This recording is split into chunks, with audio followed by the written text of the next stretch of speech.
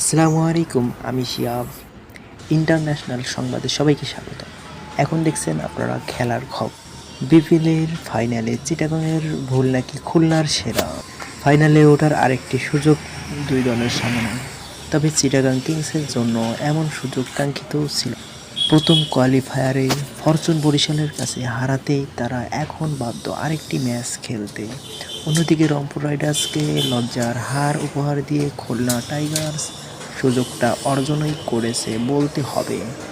মিরপুর শেরেবাংলা স্টেডিয়ামে আজ সন্ধ্যায় দ্বিতীয় কোয়ালিফায়ারে মুখোমুখি হবে দুই রকম কম্বিনেশনের এই দুই দলের সমন্বয় দুই রকম হতেই পারে।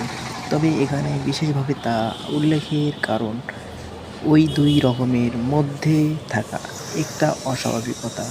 খুলনা টাইগার্স তাদের কম্বিনেশন